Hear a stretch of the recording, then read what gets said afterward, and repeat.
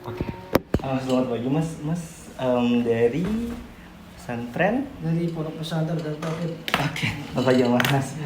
Oke. Apa kabar Mas? Alhamdulillah. Izinnya Mas, sebelumnya kita untuk mengisi surat izin terkait penggunaan materi, wawancara atau video atau foto. Jadi kita nanti enjoy aja sih Mas. Kayak ya kita bahas-bahas enjoy terkait terkait sunat perempuan dari sudut pandang Mas pribadi maupun dari sudut pandang agama, karena kan kebetulan kan Mas juga ustadz ya Mas ya di salah satu pondok pesantren ya. Ya seperti yang Mas bilang tadi bahwa memang kita sering beberapa kali ke pesantren itu gitu Mas. Mungkin berarti Mas sudah pernah nengok saya sebelumnya ya? Pernah sih. Pernah. Yang pas kelas mobile test kelas edukasi kemarin ya? Iya. Nah, mungkin boleh diisi dulu Mas, izin Mas ketersediaannya terkait mengizinkan apabila kami merecord suara selama sesi ini berlangsung dan juga pengambilan foto dan video nanti ketika tim dokumentasi kita masuk ke dalam. Oke. Nah, ini Mas berkenan kan Mas? Berkenan. Oke, berkenan. Ini tulisnya apa izin ini? Oh, itu boleh Mas, yang izin ini boleh ditulis iya mengizinkan dan ya nanti di sini usia, alamat, boleh di sini nama aja nggak apa-apa Mas? Di sini nama aja. Nama aja.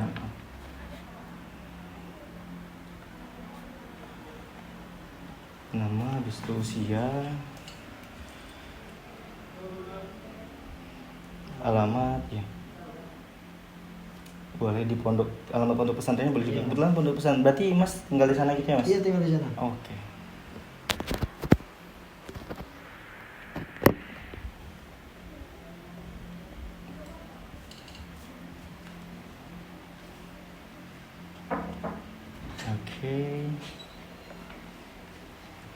Boleh tanda tangan Mas, izin Mas sekalian nama di bawah ya Mas ya. Oke.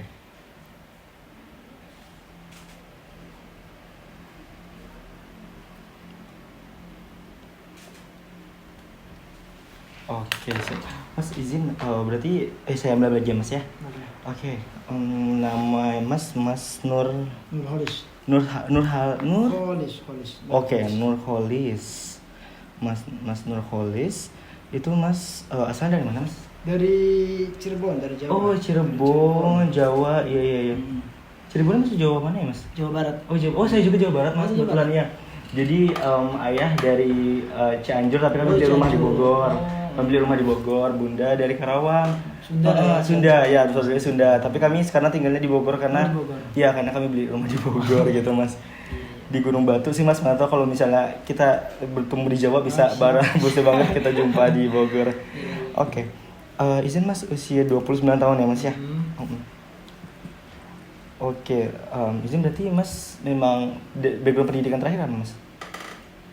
Terakhir. Iya. Terakhir tamat. Iya. Terakhir tamat pendidikan tahun 2018. Jurusan? Ya kebetulan kami pesantren ya. Oh, berarti memang jurusan agama ya Mas. Oke, berarti sarjana di 2000? Di 2018. Oke, 2018. Oke. Sekarang pekerjaan di pesantren apa Mas? Ya, mengajar aja. Oh, mengajar. Berarti memang mengajar sebagai ustadz di pesantren tersebut gitu ya Mas ya? Iya. Oke. Ini kita enjoy aja sih Mas. Maksudnya Mas boleh banget sekiranya memang Mas tidak ingin memberikan hal-hal kalimat yang memang sedikit agak sensitif karena kita kan karena kan kita saat ini sedang membahas tentang perempuan ya Mas ya, maksudnya sekiranya Mas ada sedikit tidak nyaman terkait beberapa penyebutan boleh banget dibilang, dan sekiranya Mas nanti ingin menggunakan bahasa daerah boleh banget kok Mas, tapi nanti bantu saya terjemahkan kira-kira apa bahasa Indonesianya kayak gitu. Oke.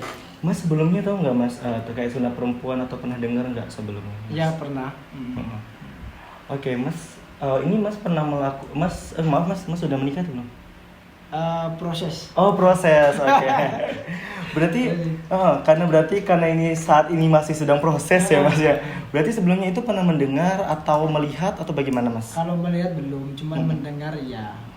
Dan ini pun sudah kami kaji ketika di pesantren sana, sudah dibahas masalah sunat perempuan kan, sudah dibahas juga di dalam pesantren. Oke, berarti di pesantrennya pernah bahas terkait sunat perempuan ini Mas. Oke. Berarti terkait pengetahuan ini cukup besar juga ya Mas ya Mas. Oke. Oke, kira-kira apa tuh yang dibahas Mas?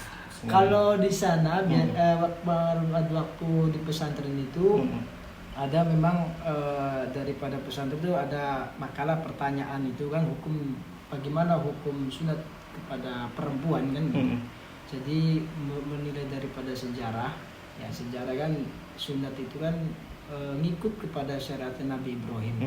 Ya, sehingga diteruskan sampai menjadi tradisi sampai oleh umat-umat setelahnya. Umat setelahnya bahkan orang Yahudi Nasrani pun mereka sebagian mengikuti sunat, mengikuti syariat Nabi Ibrahim kan. Nah, sampai di zamannya Nabi Muhammad. Dan untuk mengenai hukum daripada sunat itu khilaf, artinya berbeda pendapat antara ulama. Yang mayoritas ulama dari kalangan Imam Syafi'i itu mengatakan wajib bagi laki-laki maupun perempuan. Namun ada sebagian daripada Imam Syafi'i, mazhab Imam Syafi'i juga mengatakan wajib bagi laki-laki, tidak wajib bagi perempuan. Oke. Berarti hal ini tuh diajarkan ke semua jenis kelamin, maksudnya kan pesantren itu ada laki-laki dan perempuan gitu ya Mas. Apakah ini terkait sunat perempuan ini itu diajarkan hanya di perempuan atau di laki-laki juga dijelaskan? Di laki-laki juga, karena kami kan di sana ada ibaratnya kalau kita di sana itu bahsul masail. Bahsul masail itu kami dari setiap kelas itu dikasih materi, kemudian suruh mencari referensinya untuk nanti kami musyawarahkan bersama. Berarti bahsul masail itu musyawarah. Oke, musyawarah ya artinya Mas ya. Nah, itu Mas pernah nggak Mas kayak melihat langsung proses sunat perempuannya, atau misalnya kayak saudara yang pernah melakukan sunat perempuan Mas pernah melihat secara langsung atau bagaimana, pernah nggak Mas? Kalau itu belum Mas. Belum pernah ya. Oke, selanjutnya kira-kira nih Mas, kan sekarang banyak ya masyarakat di Indonesia yang masih disunat nih Mas perempuan. Tadi Mas mengatakan bahwa sebenarnya kalau secara agama wanita itu tidak diwajibkan, tapi laki-laki yang diwajibkan, seperti itu ya Mas ya. Nah, itu kira-kira apa ya Mas faktor pendukung sehingga masih banyak nih atau masyarakat kita ataupun saudara Mas atau misalnya tetangga Mas yang masih melakukan sunat perempuan, kira-kira apa ya Mas yang faktor pendukung mereka? Sebetulnya hal yang mendasari terkait tentang hukum wajib ataupun sunahnya di dalam hukum hitam sunat itu daripada manfaat daripada sunat itu sendiri.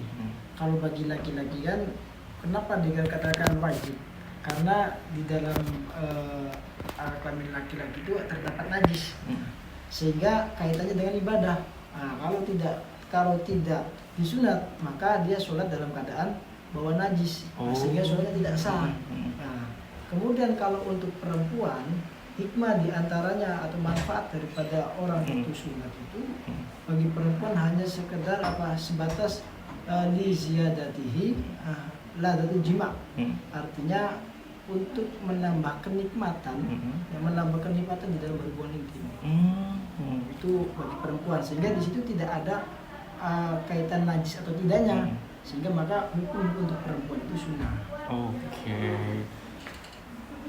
Nah, kira-kira kan Mas tadi kan Mas ngatain kalau misalnya itu kan sebenarnya baik lagi dari segi seksualitas kayak kenikmatan bagi wanita seperti itu Mas. Nah, jadi bagaimana sekiranya bagi orang-orang yang berpikir bahwa sunat perempuan ini tidak wajib dan mereka tidak ingin tidak ingin sunat, kira-kira gimana tuh Mas? Apa yang sekiranya menjadi penghambat mereka untuk tidak melakukan sunat ini?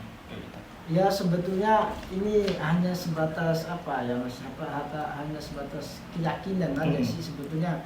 Artinya kita seorang muslim kan sebisa mungkin gitu kan ikhtiar untuk mengikuti apa yang disampaikan oleh Nabi. Dan dalam hal sunat pun Nabi sudah ultimatum, artinya sudah memperingati, karena pada saat zaman dulu ada ketika ada seorang anak perempuan yang mau sunat, itu Ummu Atiyah itu dinasihati oleh Nabi. Ya, akhirnya dinasihati untuk berhati-hati di dalam menyunati perempuan tuh, jangan berhati-hati karena takut fatal, takut fatal. Bahkan di dalam Islam pun kalau memang bayi itu lemah, maka ya ditunda dulu nggak gitu Hmm. masalah. Hmm. Kalau waktunya kan sunahnya kan 7 hari, Hmm. 7 hari setelah melahirkan. Hmm. Nah, kalau memang 7 hari ini dirasa-rasa bayi ini tidak mampu, artinya lemah dia dalam kondisi fisiknya, maka boleh ditunda sampai 40 hari, bahkan sampai nanti 7 tahun. Oke. Nah, kira-kira nih Mas, Mas sebelumnya pernah nggak? Sorry Mas, tadi Mas pernah nggak melihat secara tadi belum pernah ya melihat secara Belum langsung ya. pernah. Nah, kira-kira nih Mas dari sudut pandang Mas, karena kan Mas belum pernah ya melihat ya secara langsung, atau pernah nggak nih Mas dengar tetangganya melakukan sunat perempuan itu di mana mereka melakukannya? Pernah nggak dengar Mas? Barusan tadi pagi kebetulan ada wali murid yang mengatakan dulu adiknya dan adiknya anaknya yang santri yang di sana itu sunat waktu dia kecil kan, sunat untuk ya sunat pada saat itu, cuman pada kata dokternya itu tidak menyarankan. Namun orang tuanya bersikukuh. Jadi nggak apa-apa, akhirnya melalui perdebatan walhasil dokter ya sudah. Gitu. Nah tadi Mas mengatakan bahwa dari cerita itu dokternya udah melarang, tapi ibunya tetap bersikukuh pengen disunat kayak gitu. Karena kan Mas, artinya di sebagian daerah itu ngikut tradisi ini kan kadang budaya kental gitu kan.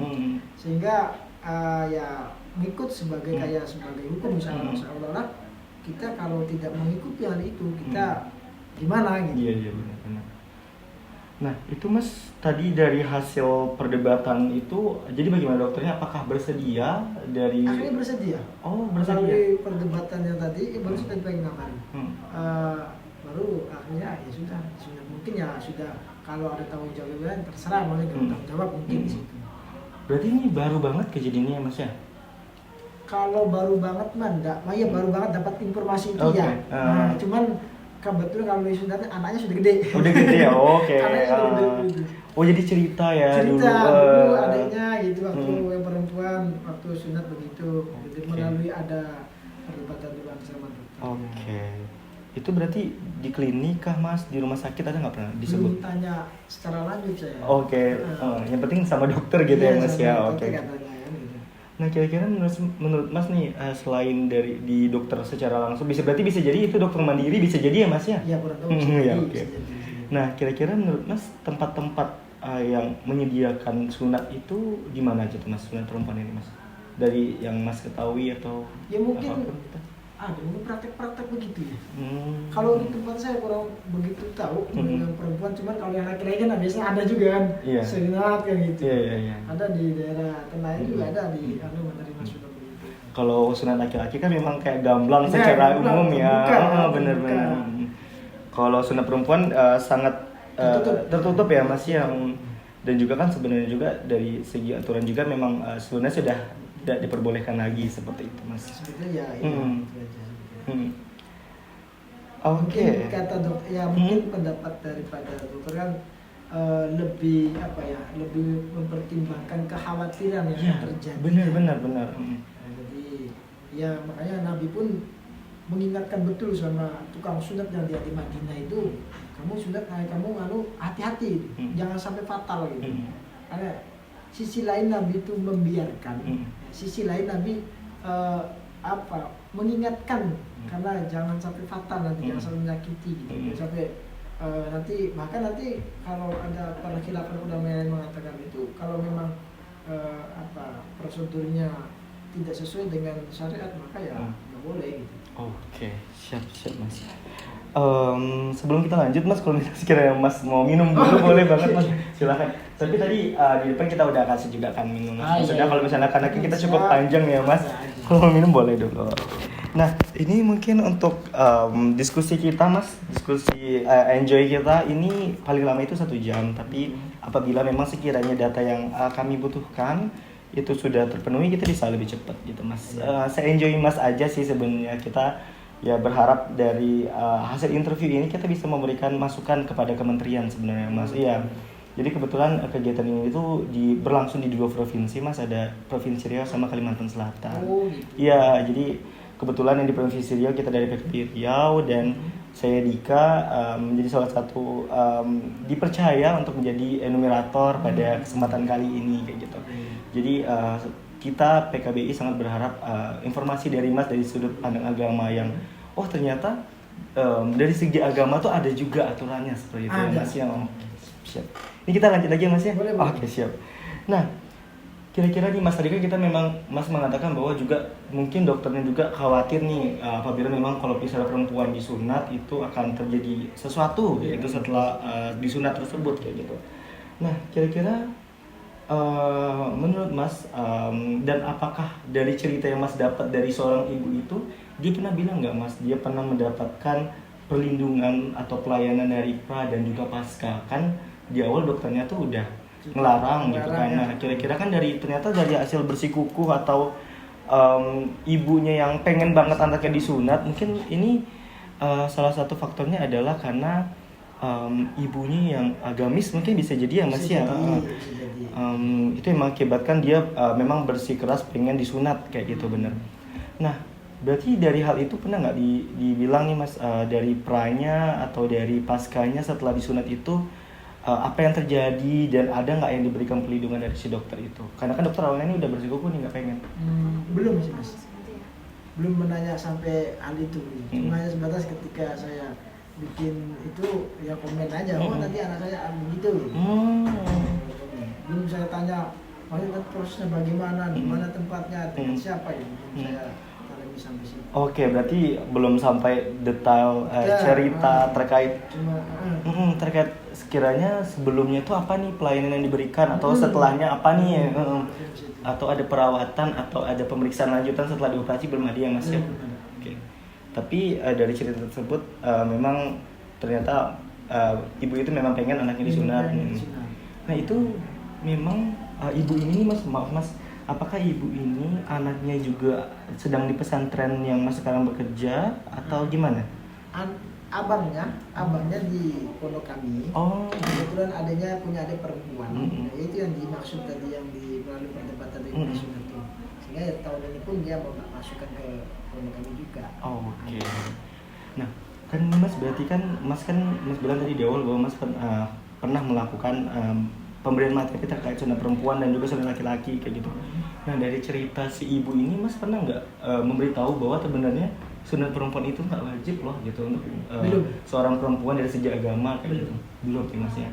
Nah, atau Mas ada berencana untuk memberitahu informasi tersebut agar mungkin di kemudian hari ibunya nih atau punya cucu atau punya mungkin untuk itu kami memberikan materi itu nanti ke anak santri. Jadi kepada nanti anak santri bahwasanya menyinggung masalah masalah sunat yang untuk laki-laki ya kami sampaikan di situ. Bukan sama anak santri aja. Belum sempat, maksudnya kajiannya belum sempat kami sampaikan ke ibu-ibu.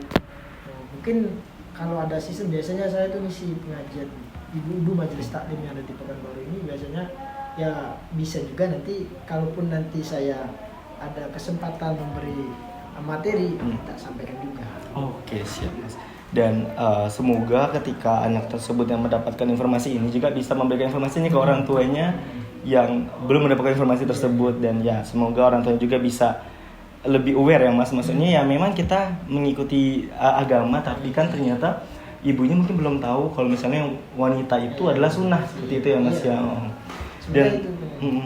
Dan berarti memang ada rencana planning ke depan ya Mas untuk memberikan informasi tersebut dengan orang tua santri ya? Iya, barangkali nanti ada kesempatan kita sampaikan. Oke, siap.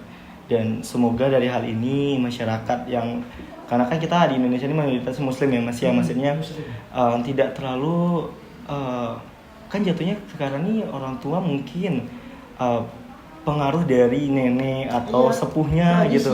Iya, tradisi benar-benar. Sehingga nenek-nenek dulu menganggap bahwa itu adalah aturan agama secara wajib kayak gitu. Padahal tidak ya Mas ya. Untuk perempuan tidak. Okay. Untuk perempuan sunnah, untuk laki-laki bersifat wajib seperti itu ya Mas. Oke, siap. Nah, kira-kira nih Mas, adakah bentuk, maksudnya setelah ibu tuh menceritakan cerita itu, ibu tuh pernah nggak cerita kalau misalnya dia punya tetangga yang menolak atau menganggap bahwa sunat perempuan yang dia lakukan itu salah gitu. Pernah nggak Mas mendengar cerita dari yang ibu cerita ke Mas nih? Habis itu dia cerita bahwa sebenarnya tetangganya ada yang protes nih kalau dia nih sunat anak perempuannya disunat.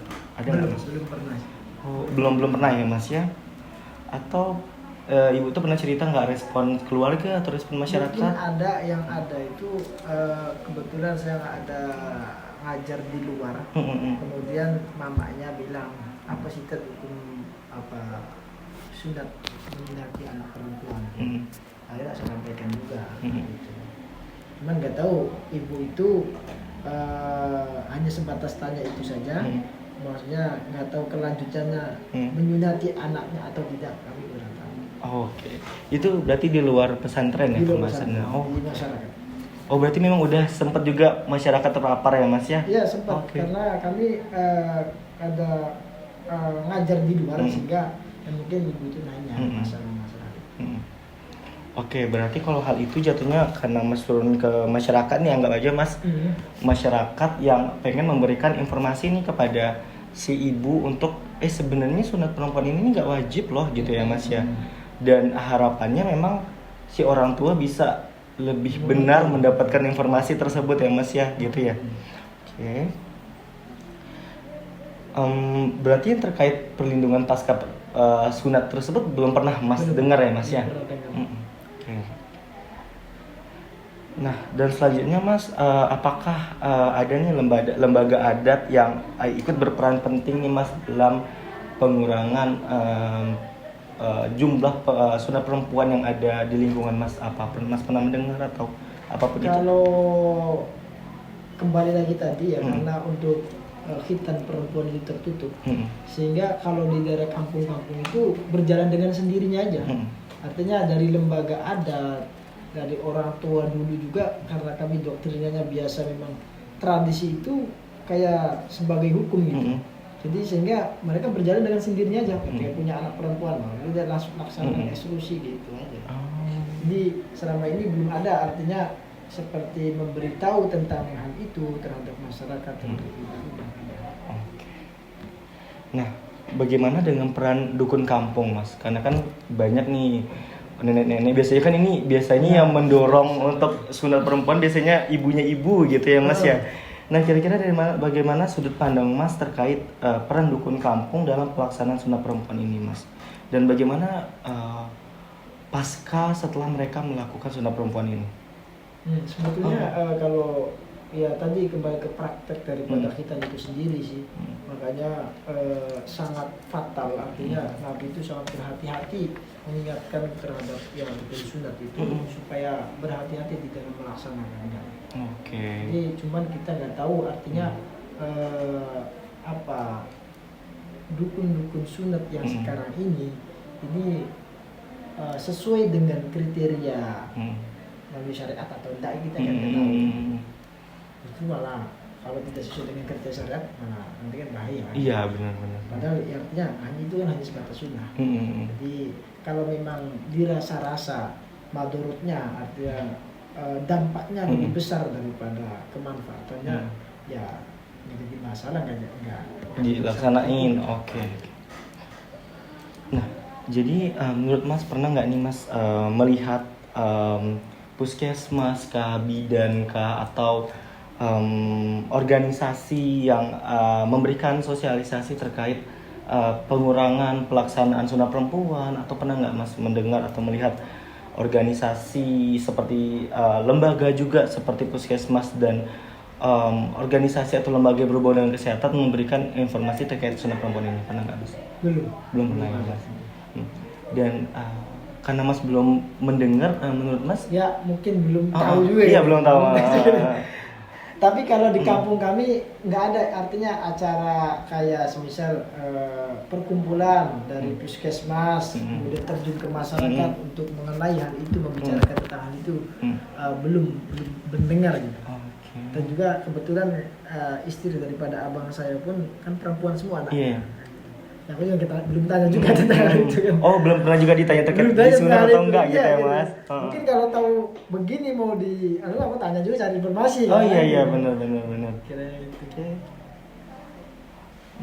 Dan juga nih Mas, kira-kira karena Mas belum juga ya pernah mendengar puskesmas pernah melakukan atau tidak gitu. Jadi kita juga belum bisa mengetahui nih apakah lembaga tersebut sudah melakukan informasi terkait dengan baik dan juga apakah mereka sudah memberikan ke tempat-tempat atau masyarakat yang tepat seperti itu ya Mas ya. Oke. Makanya tadi lebih tepatnya nanti kita tanyakan sama korban. Benar. Sama Iya. orang tua yang menjidatkan anaknya. Itu tadi kan di situ kan ada di listnya. Iya benar. Oke Mas. Mungkin kalau hal ini kan karena Mas biasanya lebih langsung dengar cerita dari seorang ibu yang pernah melaksanakan sunat itu gitu ya Mas ya. Sebatas itu aja. Oke, kalau terkait dengan kader atau misalnya Mas nih selaku tokoh agama, apa dukungan yang Mas berikan terkait penanggulangan atau pengurangan sunat perempuan yang ada di masyarakat nih Mas, dari Mas sebagai salah satu tokoh agama di masyarakat? Ya mungkin dengan cara kami memberitahu tentang hukum, kemudian tentang cerita-cerita hikayah-hikayah dulu pun kami sampaikan, sehingga dengan kami sampaikan hal itu nanti orang tua akan menilai. Orang tua akan menilai. Oke. Apakah menurut Mas setelah Mas memberikan informasi atau kajian tersebut itu tuh bisa nggak Mas? Kalau dari tingkat keberhasilannya menurut Mas bagaimana Mas? Apakah masyarakat akan mendengarkan dan mengimplementasikannya dengan baik atau malah mereka hanya sekedar ya udahlah gitu, masuk kanan keluar kiri gitu? Kalau dari sudut pandang Mas sebagai seorang ustadz atau sebagai pengajar yang sudah memberikan informasi ke anak-anak muridnya seperti itu. Sebetulnya itu butuh dengan doktrinan yang terus-menerus kami sampaikan supaya meminimalisir angka khitan untuk perempuan, itu aja sih sebetulnya. Kalau kan soalnya faktor kita kan orang tua.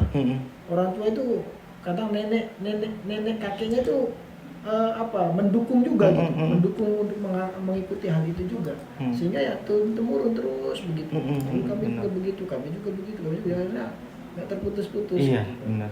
Jadi untuk mencabut akar itu membutuhkan proses yang dalam dan juga butuh dengan pengetahuan, tentunya dengan pengetahuan kepada mereka juga, baik tentang hukum, kemudian tentang ya bagaimana yang seharusnya kita lakukan.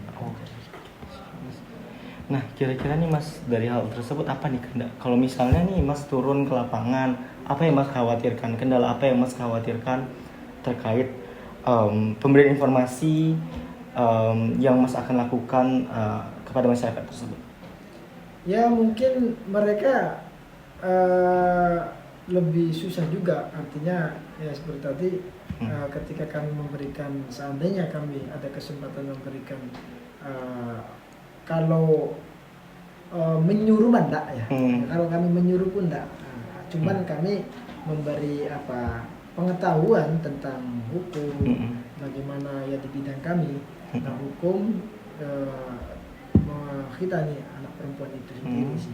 Gitu. Kalau ya paling resikonya nanti ya palingnya kalau ibu itu mungkin nggak terlalu begitu religi dalam agamanya, mungkin ya sunnah pun misalnya nanti nggak apa-apa kan.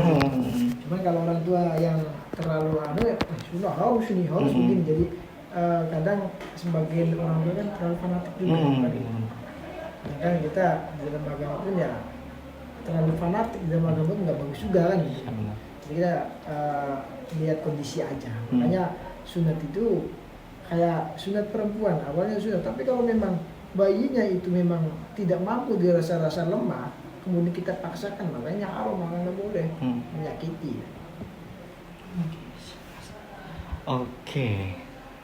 Terkait hal tersebut, kira-kira nih Mas, Mas pernah nggak melihat mahasiswa kesehatan atau mahasiswa keperawatan? Biasanya nih kalau kayak gini kan biasanya berhubungan dengan kesehatan masyarakat atau ilmu keperawatan atau kebidanan, pernah nggak Mas melihat mereka melakukan sosialisasi terkait pengurangan sunat perempuan ini atau hal yang berhubungan dengan penyunatan perempuan ini? Belum sih.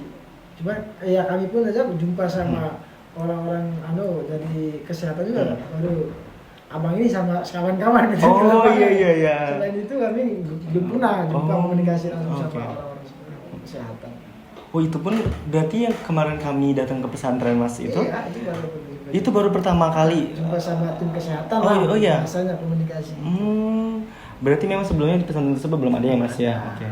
Di pesantren kami di Jawa pun nggak ada. Oke. Nggak ada kayak gitu nggak ada. Berarti memang yang pertama kali kemarin itu dari PKB Riau dan kebetulan juga Dika kemarin yang datang gitu ya mas ya. Oke siap.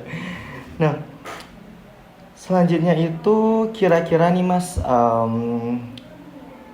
ada nggak yang kebijakan dari pemerintah yang mas ketahui terkait larangan atau pengurangan sunat perempuan ini gitu? Kalau di hasil dari Basu Masail TBN itu yang Islam tidak melarang gitu, cuma tidak melarang aja. Artinya karena kami itu orang jadi yang ngiblatnya ke pendapat ulama itu yang kami pegang gitu. Jadi ya sudah kami bilang ulama ini mengatakan boleh ini nggak boleh ya kita terserah kita mempunyai mana gitu kan selama kita satu mazhab. Bahkan menurut mazhab Maliki, mazhab yang lain itu ya sudah semua. Oke. Berarti memang ada beberapa sudut pandang gitu ya mas ya dari beberapa ulama dan lainnya seperti itu. Nah kira-kira mas dari beberapa sudut pandang itu bagaimana implementasinya mas di lapangan? Ya apa implementasi itu? Implementasi itu bagaimana cara mereka melaksanakannya di lapangan dari aturan yang mereka udah buat atau dari sudut pandang yang mereka udah berikan seperti itu. Ya kalau dari pandangan ulama kan hanya sebatas hukum aja, menyampaikan hukum aja. Untuk realisasinya itu ini sebenarnya titik beratnya sama tukang sunat ini. Ya kan? Benar. Yang mengeksekusikan orang sunat ini. Makanya orang sunat ini seharusnya alangkah baiknya itu ya mengerti tentang hal itu juga supaya apa yang ia lakukan itu sesuai dengan syar'i gitu. Oke, menarik banget. Nah, mungkin dari hal ini mas, kira-kira nih mas, menurut mas bagaimana nih seharusnya respon dari seorang anak kesehatan atau dokter atau perawat atau bidan atau siapapun yang memang bisa melakukan praktik tersebut, apakah mereka nih misalnya kayak tadi kasus pertama mas, mereka awalnya melarang tapi karena orang tuanya bersikeras pengen disunat dan akhirnya dokternya mengiyakan, jatuhnya kan dokternya ujungnya ngikutin nih si orang tuanya. Nah kira-kira menurut mas sebaiknya dokternya bagaimana nih mas, memberikan respon yang terbaik gimana nih agar dia tetap teguh pada pendiriannya bahwa tidak boleh nih dengan alasan lainnya termasuk kesehatan? Ya mungkin kalau dokter ya paling ya walaupun dia bersyukur apapun ya, cuman namanya kembali ke orang tua mempunyai keyakinan seperti itu, akhirnya ya apa boleh buat jadinya kan. Nah, ya apa boleh buat, mungkin daripada nggak ada job cara kasarnya gitu ya, aja ya udah ikut aja, paling juga nanti tanda tangan di atas materai atau ada perjanjian barangkali ada apa ya kami nggak tahu jawab kan, jangan menuntut, paling itu aja sih batasnya. Berarti mungkin mereka juga salah satu faktornya kayak ya atau sudah mencoba nih memberikan alasan terbaik tapi orang tuanya nggak mau dengar gitu. Pastinya dari kesehatan itu pasti menyampaikan juga bahwasanya ya artinya tidak menganjurkan gitu. Iya benar. Karena kan yang berhubungan dengan kesehatan kan ya tahu sendiri lah. Iya benar. Dan juga kan itu berhubungan dengan pasca dan pra ya mas, maksudnya sebelum sunat dan sesudah sunat apa nih yang harus diberikan seperti itu, karena kan jatuhnya kegiatan hal tersebut itu tuh melakukan pelukaan gitu ya mas terhadap salah satu bagian dari seorang wanita seperti itu ya mas ya. Dan juga tadi mas mengatakan mungkin salah satunya ya sudah diberikan informasi mereka tidak mau mendengar, mungkin dokternya sudah lah, dan juga mungkin salah satunya ya karena mau masuk atau dan lainnya gitu ya mas ya, sehingga mengakibatkannya sudah lah gitu kan. Seperti itu. Oke, baik mas. Nah yang terakhir nih mas, kira-kira apa masukan dan juga saran mas terkait kampanye atau informasi terkait pengurangan sunat perempuan ini, dan kira-kira media yang tepat untuk melakukan promosi itu di mana? Ya mungkin kalau kami kayak model posisi kami ya mungkin pada saat kami pengajian ibu-ibu gitu, karena biasanya ibu-ibu kan yang punya anak biasanya kan itu. Kalau pas di majelis-majelis itu kami sampaikan mungkin kalau kami menyampaikan itu. Dan faktor biasanya apa sih Mas? Kalau saya belum tahu ya, artinya ketika faktor dampak. Ada dampaknya nggak? Ada beberapa dampak memang yang dapat mengakibatkan problem di kemudian hari sebenarnya Mas. Iya, sebenarnya kan kalau dari kebijakan internasional juga itu melarang karena dianggap melanggar hak asasi manusia seperti itu Mas, terkait sunat perempuan ini. Kalau misalnya sunat perempuan ini tetap juga dilaksanakan seperti itu menjadi salah satu kita atau misalnya si orang yang melakukan itu melanggar aturan baik secara internasional maupun nasional seperti itu. Karena kan sebenarnya aturan internasional bahwa sekarang sudah dilarang nih Mas untuk sunat perempuan, karena ya seperti yang Mas bilang tadi, kalau dari segi agama sebenarnya lebih banyak mudaratnya atau lebih banyak yang tidak bagusnya dibanding yang bagusnya seperti itu. Karena kan dia melukai yang Mas, ya takutnya terjadi infeksi atau terjadi luka yang memang mengakibatkan cedera pada jenis kelamin si perempuan itu seperti ya, itu. Mungkin makanya orang tua ini, khususnya orang tua ya, kalau anak-anak kan masih jauh dia taruhnya. Khususnya orang tua ini harus mempunyai pengetahuan terkait tentang itu dan dampak daripada sunat itu sendiri sih sebetulnya kan. Karena kalau kita kayak misal kita orang awam ya, tadinya kita kan ikut-ikut orang dulu aja. Iya, benar. Ikut orang dulu. Kemudian ada yang ngasih tahu. Ketika ada yang ngasih tahu dampak daripada sunat itu seperti ini, kemudian adapun hukumnya pun tidak wajib gitu. Mungkin kayak saya pribadi ibaratnya daripada anak saya nanti ke depannya kenapa-napa, ya udahlah, atau juga masalah masih sunnah kan gitu aja kan. Jadi hanya sebatas membutuhkan informasi aja supaya orang tua itu lebih paham dengan hal itu. Oke, siap Mas. Nah, jadi kalau dari hal tersebut masukan Mas nih, maksudnya terhadap apapun lah hal yang berhubungan dengan sunat perempuan ini, baik dari segi kementerian dan lainnya, atau masukan Mas terhadap sudut pandang masyarakat ini seperti apa Mas terkait sunat perempuan ini? Terkait sunat perempuan ya paling ya tadi memberikan penjelasan terkait tentang hukum, terkait tentang ya mungkin nanti kalau ada dampak daripada itu sendiri, cuman makanya pertimbangan kenapa yang perempuannya sunnah, yang laki-laki wajib kan tadi, karena kalau yang laki-laki wajib, semua ulama sepakat kalau laki-laki ini wajib, karena nanti kaitannya dengan najis, dengan najis dan ibadah. Kalau yang perempuan kan hikmah manfaat daripada sunat itu sendiri, perempuan itu hanya sebatas bahasan di situ bisa mengencangkan kulit wajah, bisa awet muda lah, sama tadi di jima itu menambahkan kenikmatan dalam berhubungan. Tapi tidak ada kaitan dengan syarat sahnya ibadah gitu. Makanya mayoritas ulama ketika untuk perempuan hanya sunnah, tidak diwajibkan. Oke. Berarti kalau misalnya dari segi Mas sebagai tokoh agama, mungkin salah satu platform atau hal yang baik untuk melakukan sosialisasi ini ketika kajian seperti itu ya Mas? Iya, ketika kajian itu lah. Oke Mas, mungkin untuk saat ini kita sudah banyak ya Mas ya, kita membahas dari A sampai Z tadi ya Mas, tadi juga pengalaman cerita yang Mas dapat dari seorang ibu yang anaknya saat ini sedang berpendidikan ya, pendidikan di pesantren Mas kayak gitu. Semua yang kita bahas tadi itu Mas, kita akan jadikan sebuah data yang konkret dan bersifat rahasia Mas. Jadi semua informasi yang kita dapat, rekaman yang kita record saat ini, dokumentasi yang kita ambil itu tidak akan dipublikasi secara publik, atau juga data yang kita tanyakan ini tidak akan 100% dikasih ke kementerian. Kita akan mengkerucutkan dan menyimpulkan sehingga dapat memberikan saran nih, baik dari dunia kesehatan, dan harapannya sih bukan hanya untuk Indonesia tapi untuk dunia sih Mas, seperti itu. Mungkin itu saja yang bisa saya tanyain pada saat ini. Dan kira-kira Mas ada yang mau ditanyakan atau mau disampaikan lagi? Enggak ada. Mungkin terima kasih banyak Mas. Terima kasih banyak atas informasi yang telah diberikan. Maaf mengganggu waktunya ya Mas ya.